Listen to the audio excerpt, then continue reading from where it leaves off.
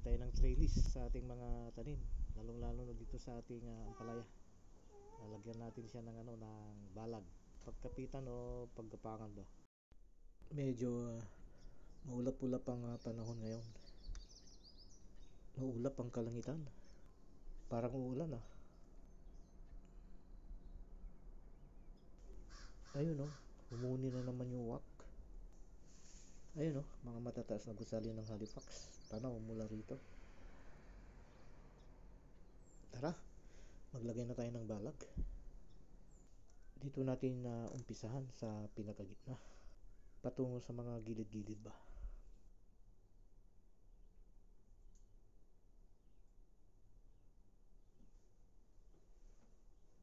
Ayan, okay na.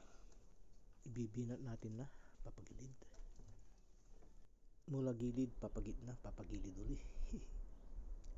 Konting tiyaga lang matatapos din to. Pasasaan ba, di ba? Tiyaga-tiyaga lang. Kailangan natin yan para makatapos ng gawain. May kasabihan tayo, pag may tiyaga, may nilaga. Sa pagtsatsaga at pagsisikap sa buhay, may makakamit tayong tagumpay. Tiwala lang. Yan tapos na. Okay na. Napagsalo-salubong na natin, napagdugtong-dugtong na natin sa wari ko. Matibay-tibay itong nagawa natin o ginawa nating trellis para sa ating ampalaya, paggapangan ng ating ampalayang gulay.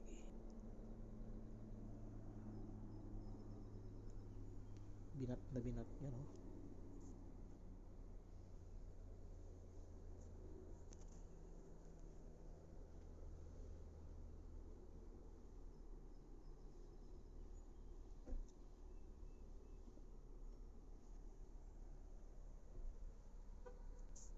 taling-tali o di ba?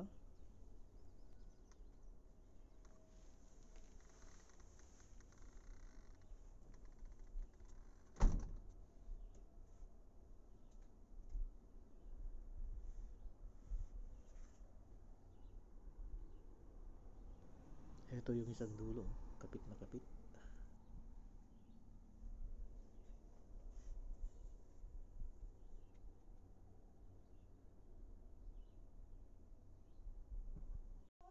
Ito na yung mga ampalaya natin may mga paggagapangan na sila. Malaya na silang magagapang at saka makapamunga na sila ng maayos. Ayan sa wakas, okay na.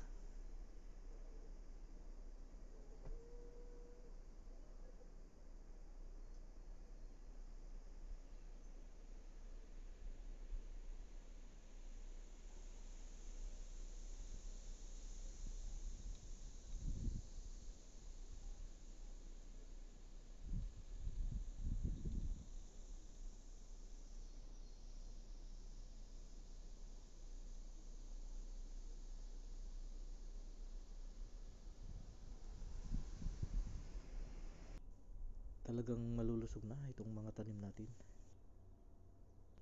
Berding-berde na ang mga dahon nila.